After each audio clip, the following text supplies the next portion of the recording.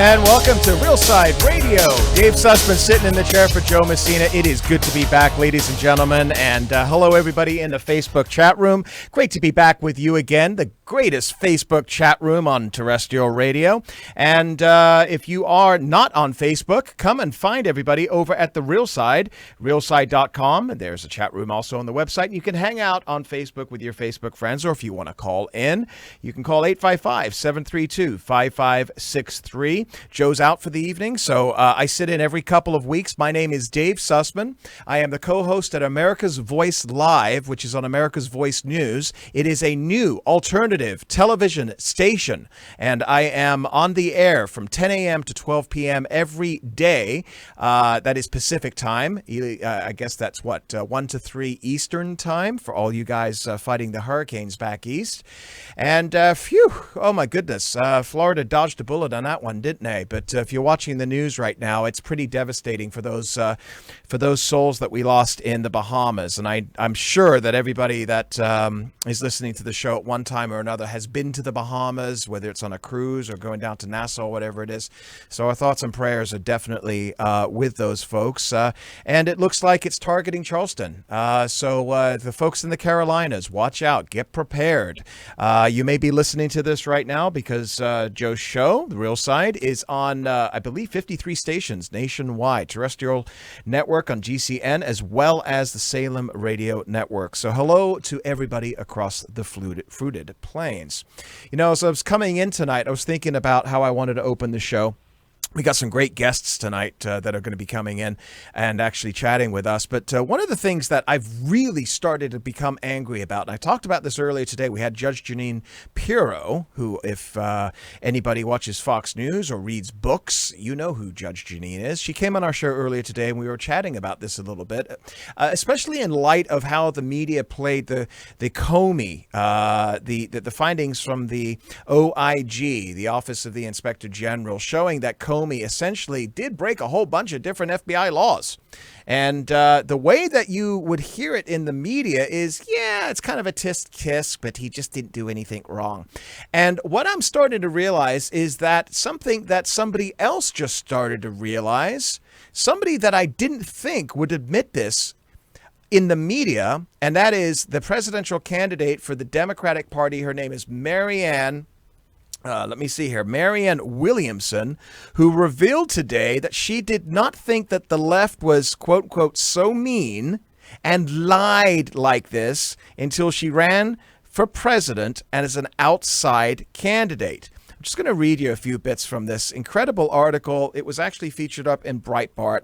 It's titled, Marianne Williamson, I didn't think the left lied like this.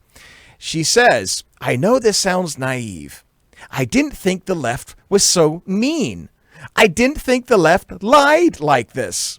I'm sorry, that's my voice for Marianne. She said to New Yorker's David Remnick in an interview, I thought the right did that. I thought we were better. Williamson then accused the left of lying about her use of crystals and crystal gazing, telling Remnick that there has never been a crystal on stage or at any of her events, and that there is no crystal in her home. I've actually heard that. I heard the lady's nuts. I've heard the lady is crazy. I heard it's all about crystals for this woman, and that she also doesn't use doctors. And she actually went into that. She said she accused those on the left of also falsely accusing her of having told AIDS patients not to take medications, or implying that lovelessness causes diseases and love is enough to cure their diseases. She says, I'm Jewish. I go to the doctor, Williamson said, ripping those on the left for labeling her as an anti-science candidate who does not believe in modern medicine. So here she has basically warning the process-obsessed Democrats could nominate a presidential candidate who specializes in the insider politics game. Such a candidate, according to Williamson, will not be suited to defeat a phenomenon like Trump because that type of Democrat will bring a knife to a gunfight. Wow. Wow. Now, I know she's not made the September debates, but she says that she plans on being at the October debates and actually has enough right now to get in technically right now. So she's not going away anytime soon. This is a pass the popcorn time, folks. If you're watching the debates, this is a time for us to really sit down and see how she pillories the left. And yes, the left does lie. The left is all about lying. Everything they do is projection. Climate change is man-made, and we can stop the climate change. Major media access outlets hadn't apologized for preoccupying America for 2 years about the lie of Trump collusion with Russia. America's a racist country. Trump is racist and said there were fine people in the Ku Klux Klan. El Paso was a national emergency that was blamed on Trump because Trump, according to Beto and Kirsten Gillibrand, Trump's rhetoric caused the shootings. Forget about all the shootings that took place years and years before that. He's tolerating racism. All of these are lies which have been carried by the mainstream media. They accept these lies as fact, as that racism is prevalent in the United States today because of the language that comes out from Donald Trump. This is a continual source that we see whenever we turn on the mainstream news. It's no longer, is Trump racist? It's how is Trump's racism impacting our country? And that is the benchmark of where they start now. It is all about lying. And the problem is that you good folks that are listening to this show, you know this. I know this. A lot of folks on the right know this, that it's the low information voters that they're looking to change their brain into mush and get their votes who don't know it. After the break, we've got Major Williamson, who's running for mayor in the great city of Pasadena, to talk about this. Dave Sussman here at Real Side Radio. We'll be right back. And welcome back to the Real Side Radio. Dave Sussman sitting in the chair for Joe Messina. It is great to be back with everybody. And we are live on Facebook at the website. You can find us at realside.com. There is a chat room on the website. Make sure that you join everybody. It is always an active place where you can make some great Facebook friends. Or if you just want to call in, like in 1900s or something, 855-732-5563. And as I started talking about, as we began this hour, I was talking about leftist lies. I was talking about Marianne Williamson, who's out there. She's talking about how she was just so stunned at the leftist lies that have been coming from her own party about her. She said, I thought it was the right, but it's the left. And welcome, Marianne. We've known this for quite a while, but to talk about this and his campaign and everything that's going on, and I always say all politics is local. A great guy, a great man, a great family man who's running for Pasadena City Mayor, Major Williams, who is joining us right from the campaign. Major, how are you tonight? I'm doing fantastic. Thank you so much for having me on board. Oh, it's great to have you. You and I met. I spoke at a Republican event 3 months back, and you just seem like a genuine article, man. You are a really good, down to earth guy. And tell first of all a little bit about yourself and the campaign. Absolutely. I mean, it was a pleasure meeting you, and I just want to say you did an amazing speech when I first met you. It was very inspiring, so I appreciate you for that. In regards to, why I'm actually running, I'm not a career politician, but I've seen some of the frustrations not only myself but my neighbors had, and I just kind of took myself out of the stands, yelling at everyone on what they should do, and I just decided to be the person on the field making a change as a player in politics, local politics, here in Pasadena. And since I've started running back in March 2018, I've gained so much great momentum just because I just have real genuine interest in ideals that are better than the current mayor that we have right now. And that's what we've been pushing, that narrative. You're a family man. You've Absolutely. come obviously to Pasadena with a background in history that is geared you towards wanting to help the local community. But tell us a little bit about where your politics came from. So politics mainly came from my background in regards to being in marketing. So I've been a great marketer with an independent company in multiple industries. For the last over 3 years, I've been working in politics. Even more so, I got the bug a year and a half ago working on a political campaign.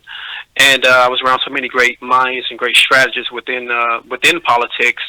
once I decompressed from that particular campaign, I was privy to all this knowledge and information. I couldn't just come back and just be a regular local resident, especially when there were so many plights that my neighbors and friends were having plights with. And I felt like moving forward, there was no other candidate that thought like me in regards to some of the solutions to some of our problems. And, I just want to step out and, be that voice for everyone. One of the things that I want to ask you and I want to talk to you about are the policies that you're focused on. And the policies that you're focused on are certainly considered by many, especially in Southern California, right of center or downright conservative. You are for school choice. That is a very conservative issue for the people of Los Angeles. What has been the reaction to your politics or right of center perspective on politics? Well, it's a unique advantage simply because a lot of locals here in Pasadena have a disconnect to the local schools in regards to they don't think the public school system has served the community at best in regards to some of the curriculum and also facilities and also some of the faculty that they've empowered to educate our kids. So it's an interesting place to bring it. It makes more of an opportunity to insert that ideal into their minds because they don't think highly of the local school system here. So now it's just about creating the right message for them to understand what school choice is, and even more importantly, how beneficial it is not only to them as parents being able to choose for your kids, but also for the kids because of the funds that they'll be able to use not only during school but also to college or whatever trade school they want to go to afterwards. Okay, school so choice. It's a huge benefit. Yeah, school choice is really an anathema to the union-controlled school districts. Los Angeles School District. Does Pasadena have its own school district? Or is that part of LA? Yes, it does. Yeah. So when you put this out there, what has been the reaction from the school board, from the unions locally to you? Well, to be honest with you, they're kind of silent and quiet, but they are. I'm sure they are. They're preparing themselves for me to try to negate my message because it is beginning to resonate. I have a huge Meet the Candidate Forum coming up next week, September 14th. This is being hosted by Williamson at their facility. We have a ton of RSVPs, and I'm going to have school choice members and founders at this particular event, so people are going to be able to hear more about it in more detail, and I'm sure that it's going to spread even more so. I think, they were on the fence because, yes, it was like, they see me talking about it, but now that we're educating people on what school choice is, I feel like then the push will come, and then we'll be prepared for it when that comes as well. I'm sure there's a huge amount of money that are against you because of this one issue alone. Are you what are the forces that you're fighting right now? Who are they? Well, the forces is fighting against traditions. There's a strong tradition that you have to be a 80-year-old white guy to run the city. There's a tradition to what qualified means and what qualified looks like. There's a tradition to what experience looks like and what leadership looks like. For me, having a background in marketing, I felt like I am the one person that can take on that challenge because I'm pretty great at marketing, great at messaging and framing things differently in a way that it educates people and brings them full circle in regards to why you need new leadership moving forward, because we need someone to reflect the diversity of our city where it is, not just now, but moving forward in the future. And also just, supplying them with better ideals. And the thing about my ideals is that they don't get boggled down by waiting for city council members to vote for them. I'm coming up with ideals that we as a community can do together without running to city council to get it on the agenda and to get it voted for. And that's the big game changer in regards to how I would govern as the next mayor.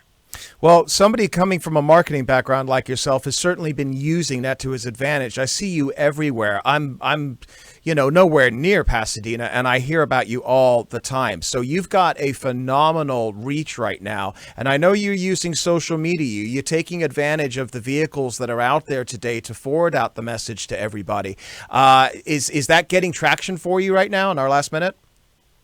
It's making amazing traction. People can text me also. I get 100 text messages a day. People reach out to me on Instagram. The last mayor hasn't tweeted since 2015. So I'm something new and something different, and I'm making a huge impact by doing so. I want you to stay through the break. Do you have another bit of time for us here? Because I want to talk to you about homelessness in Los Angeles and Pasadena. It's a really important issue. Yeah. Okay, good. Absolutely. Yeah. All right. We're going to be right back. We have Major Williams, and Major Williams is running for Pasadena City Mayor. You can find him at majorformayor.com. I'm Dave Sussman here at Realside, and don't go away. We'll be right back after the break.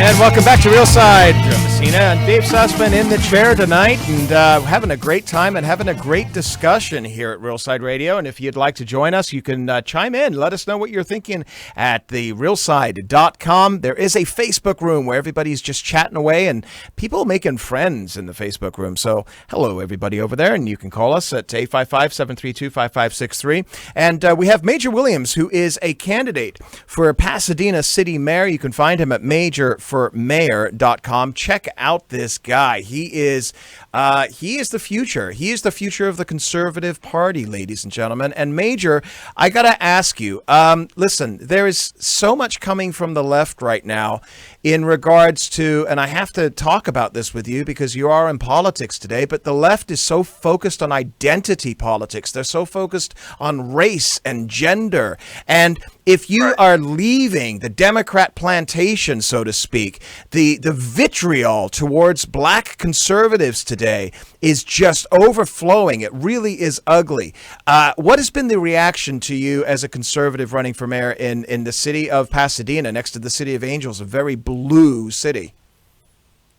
Well, you know what? It hasn't been as aggressive in real life in regards to offline, of course. But online, you hear the local trolls. They get into certain groups and they're calling you certain things, and the Uncle Tom, and me being a black man, but all of a sudden I'm a white supremacist, etc. But more importantly, I just feel like, I just have a different kind of mental fortitude, and I tell people all the time I'm a different kind of candidate that may work with your other people that you have that have ran in the past, or the other people that you battle online. But my focus is Pasadena. I have an amazing vision that came to me on what I could do for this city and what we could do together. And I won't let anyone with any hateful or negativity derail me from what I'm working towards with my amazing team. But, we just look at it as they're misinformed, they're misguided, and it's kind of like on me, being a Christian man, I just have to have a certain calm walking these very dark waters that I'm in right now that is called politics. And just stay my course, because if you listen to all the loudness, it can easily distract you and get you off tilt, which is what their plan and mission is ultimately. And I won't allow that to happen. Yeah, they say, Twitter is not real life, folks. It is not real life. Social media is not real life. If you're living on Facebook and you're talking out, loud to people that you don't know, it's just people are ugly. People are really, really rude today. People are saying things that they would never say to you in person. And I know that you've been taking a lot of incoming. Has it impacted your family in any way? Well, it's interesting because, people are coming out of the woodworks with a lot of negativity. And, honestly, there is this gentleman that's local, and he's like, he's an actor. He's actually done some work in television, and you can look at his IMDb. And this guy has literally went and created pages specifically for me to derail me, and it's saying all this derogatory stuff. And it's putting hashtags to Williams family, and it's putting my wife's hashtags to her business. We recently had code enforcement come to my wife's business to make sure that everything was on the up and up, which it was. But these are all tactics that the leftist liberals that are angry and upset with me, because their whole ideology is the audacity of you to think that you can run and be the mayor of Pasadena. And, it's just one of those things where they try to keep their thumb and keep you pressed down and oppress you. And I'm just not one of those type of individuals that will allow that to happen. But, yes, it's gotten a little heated up. That one individual has been very kind of like a troll. He actually came to a coffee meetup that I do locally here with a lot of residents, and he walked up with his dogs just so he can know that I see him. He didn't say anything to me, but he walked in our space, and we felt like it was really to antagonize me, to get me to react. But I'm a God-fearing man. I think everything happens for a reason, and my temperament was not where he wanted it to go, and I didn't give him what he wanted, which is a reaction, so he can scream foul play or harassment or try to do something silly like that. Now, this guy's famous. You said he's a TV show. Yes. He's an actor. He has an Instagram page. His name is Nick Janey. It's Nick, and his last name is Jane. Nick Janey, and I think he did something last, like with the Spider-Man movie or whatnot. Okay. But he got kicked out of a local Pasadena politics group because he criminalized me. He called me a con artist, called me a pedophile, called me all these crazy names. Whoa! That he refused to meet with me, and I said, "Hey, listen, here's my phone number." I give my phone number out to everyone, 626-623-3753. Let's set up a time where we can have coffee and just discuss. We may not agree on everything, but it's really about Pasadena, and that's how I approached it. He fired back and told people I invited him to a hotel, and that was weird. Oh, Lord. All right, Nick Janey, everybody listening to this, I'm sure the guy needs a little bit of ratio on his social media accounts, and we'll just leave it at that. Don't need to give the guy any more time than that. But sure. Pasadena is in Southern California. One of the greatest problems that we've been seeing in the past several years is just been rampant homelessness. It's awful. We're seeing typhoid and people talking about bubonic plague in Los Angeles, and we're seeing it not just downtown Los Angeles and Skid Row, where it's been forever, but we're seeing it in Pasadena. We're seeing it in the San Fernando Valley, Long Beach, and Orange County. It is everywhere now. As mayor of Pasadena, what are some of the solutions that you think could be that could help out the situation? Well, I'm actually on the 12th of September, I'm meeting with the CEO of Union Station, which is one of our main headquarters that deals with a lot of services for homeless individuals here in the city. And we're going to put our heads together and try to find out what services are working and what services aren't, because we need to divert money to services and opportunities that are truly going to help us eliminate this problem. And some of the problem is, getting mental health facilities here locally in the city. We don't have any mental health facilities. Those are one of the key things that a lot of people are telling us, and also just identifying who truly wants help and getting them that proper help to help them get reacclimated back into society. And it's going to be a tedious process. It's very complex because when you come up with this kind of solution, it never fits everyone, and that's the struggle. But we have a unique and dynamic situation here in Pasadena, given the fact that we're not LA. We don't have 60,000 plus homeless individuals. We only have close to 650 individuals through our census. So we feel like that's manageable, and we're really going to put together some ideas on how to actually expedite the process. And one of those ways is just looking at some of the dilapidated buildings or old gas stations. Instead of waiting 3 years to build something for a homeless community, we're going to spend $1 million versus $6 to $7 million and wait 3 years for a whole project and get them housed way sooner than later. And that's the mission and goal that I have. I like the idea of, listen, I'm a big 10th Amendment guy. I like local control. I like local control over education and some of the problems that a local area faces, such as homelessness or other issues as well. I truly believe that every area knows what is best for them.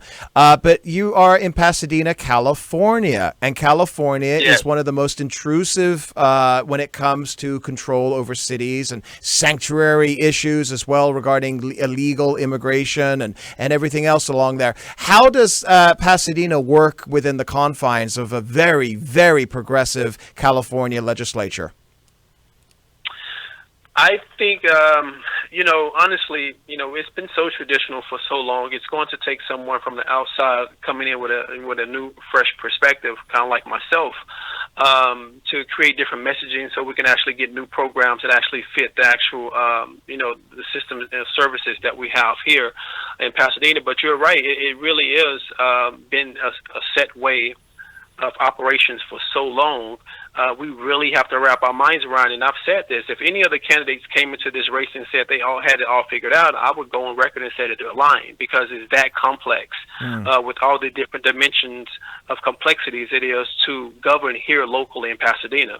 And so one of the biggest things that I came up with, as I stated earlier, is just coming up with ideals where I didn't have to use to get those ideas on the agenda, so we didn't have to vote for those things. We can actually execute those things with different partnerships and just get them executed here locally in the city. Gotcha. Major, tell us and tell our listeners, everybody, where they can find out about you and how they could support you, whether they are local to you or across the country. Absolutely. So my website is active. It's majorformayor.com. All my social media handles are Major for Mayor.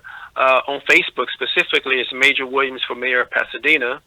But even more importantly and more directly, you can reach me anytime via text message at 626-623-3753. It's always me replying back. And if you would like to donate, just text me and I will send you a donate link, or you can go to the website and click donate. We're going to need everyone's support and help. I don't care if it's $5, $20, $100, whatever, but the best thing about it, how we can do it is just tell a friend and tell a friend. Gotcha, Major. Listen, man, you take care of yourself, work hard. I know that you have got a momentum going behind you here. I'm seeing you everywhere, and we'll have you back on again closer to the election. God bless you and your family and everything that you're doing. Thanks so much for joining us, and we'll have you again soon. Thank you so much for having me on board. That is great. And Dave Sussman here at Real Side. We're going to be back here after the break. Don't go away. And welcome back to The Real Side with Joe Messina. I'm Dave Sussman, guest host sitting in for Joe tonight, and we are across 53 stations on the GCN network and Salem Radio Network. It is great to be in Joe's chair, and hi to everybody in Facebook world. Breaking news, there is this thing on CNN. I know everybody listening to this right now doesn't watch CNN, but it is called the Climate Town Hall, and I am absolutely horrified and stunned with what I am about to play you. I have no words at this moment. A Democratic voter asked Bernie Sanders essentially about population control because there's too many humans on Earth, and that's leading to the problems that we're seeing with climate change. And Bernie said, I agree, and here is his suggestion on how to fix it. Human population growth has more than doubled in the past 50 years. The planet cannot sustain this growth. I realize this is a poisonous topic for politicians, but it's crucial to face. Empowering women and educating everyone on the need to curb population growth seems a reasonable campaign to enact. Would you be courageous enough to discuss this issue and make it a key feature of a plan to address climate catastrophe? Well, Martha, the answer is yes. And the answer has everything to do with the fact that women in the United States of America, by the way, have a right to control their own bodies and make reproductive decisions. Okay, stop for 1 second here. Okay, Bernie says, I agree. We need to fund abortions to poor third world countries. That's the solution. Continue. Mexico City Agreement, which denies American aid to those organizations around the world that allow women to have abortions or even get involved in birth control, to me is totally absurd. So I think, especially in poor countries around the world, where women do not necessarily want to have large numbers of babies, and where they can have the opportunity through birth control to control the number of kids they have, something I very, very strongly support. I want to... Did you hear the smattering of applause there at the end? It was like 3.5 people. Oh my God, people, what are we doing here? The Democratic Party has now essentially stood up under the third highest candidate as far as votes go right now. I think he's behind Elizabeth Warren, is certainly in the top 3. And he's suggesting that to offset climate change and the problems that we have in the environment, we need to reduce the population on Earth, and we could do that through abortion. I'm stunned. I mean, I'm disgusted stunned. Like a feeling of queasiness in my stomach. And I don't know if the smattering of applause at the end was also everybody else in shock. But if this doesn't carry across all media with outrage from not just the right, but also pro-life people on the left, then we're done as a country. We're done as a civilization. I'm absolutely mortified. Listen, we're not used to the lies by the left because they're just coming at us with a continual set of waves. You know, every time one knocks you down, you get back up and you see another wave hitting you. So we're kind of almost desensitized to the leftist lies. But are we now getting just beyond the point of actually having a response to the things that are being said by the left when it comes to killing people, killing babies? Listen, I'm not the big pro-life guy, okay? I'm not at the marches, but I have a sense of understanding of what we're talking about here. And what I mean by that is this, is that whether you're pro-choice or pro-life, abortion is not a good thing. Abortion should not be used for population control. You know what that's called? It's genocide. This is Margaret Sanger stuff. This is the person who founded Planned Parenthood, Margaret Sanger. This is what she created. And guess who took that and ran with it in spades? Adolf Hitler. Or Adolf, if you're American. This is exactly what Bernie Sanders, a Jew, standing up on CNN tonight, just stated. I had other clips and things I wanted to talk about in this segment here. I'm just beyond stunned. You could take a shovel to my head right now. Where is this on the news? This needs to be shared across all of your social media. This needs to be shared with your family and your friends that may be left of center and they're a little uncomfortable with the right for whatever reason, but they understand that abortion, especially after a certain period of time, is not a good thing. This is what the Democratic Party is now standing up for? This is beyond anything that I believe as a civilized society we want. This is a man who's running to be president of the United States. Listen to the smattering of applause there at the end. It was, I could imagine, there must have been people looking at each other going, did he really just say that? We want to use abortion to combat climate change for population control? That's the bottom line of what was just said by Senator Bernie Sanders. How far do we let this go, ladies and gentlemen? I don't care what your politics are. I don't care if you love Trump or hate the man. I don't care what you think of different policies. You may be right or left. You may be moderate. You might like some of this and some of that and uncomfortable with these people, maybe uncomfortable with those people. And when you go into that election booth, oftentimes you're going to make the pragmatic choice. This is beyond politics now. We have something that is happening in this country where we are so desensitized, whether it's through movies and entertainment, whether it's through video games, and a lot of people say that's leading to the last 20 years of mass shootings, that we are so desensitized to blood and gore and horror. You know, when I was a kid, the idea of the shark in the water was scary for me. Now you need to see something horrific. You need to see people's flesh ripped from them in a movie to satiate the masses. This is what is happening. We are becoming desensitized as a population, as a people. We're desensitized to the homeless crisis. We're desensitized to the opioid crisis. We're desensitized to the lies from the politicians. But if we become desensitized to politicians that are standing up and talking about wholesale slaughter of third world countries through abortion, exported by America and specifically Planned Parenthood, who get taxpayer monies, then where are we as a people? Where are we as a culture? Where are we as a humanity? So I've just pushed a lot of other news off to talk about this in this segment here. Let me know what you think about this, because if this doesn't shock you to the core, then, you know, maybe I'm overreacting. I don't think I am.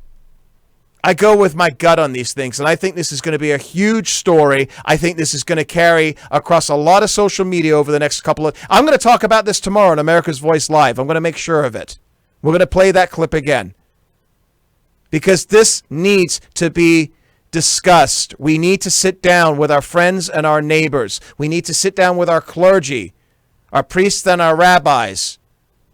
And we need to try to figure this out, because if this is what America wants to export to the world, what does that say about us?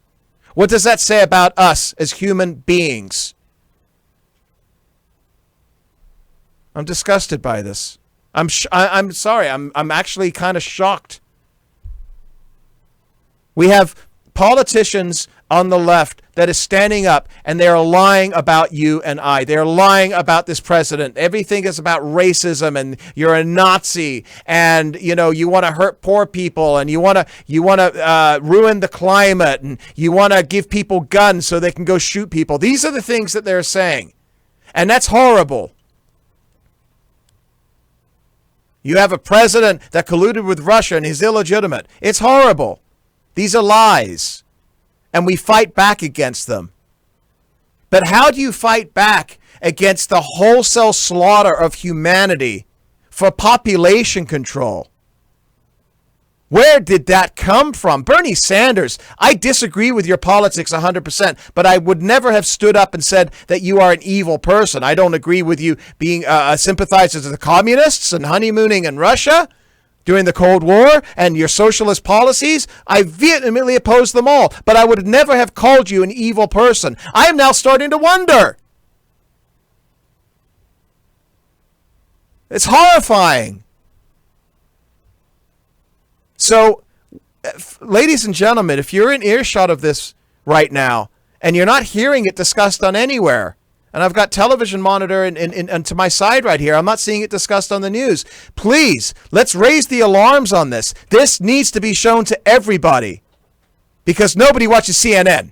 That's the point. What are they going to have? 400,000 or 500,000 people traipsing through an airport watching this, not even hearing it? Show this to the world, ladies and gentlemen. Share it. We will. I hope you do too. We're going to be back after the break. I'm going to go cool down.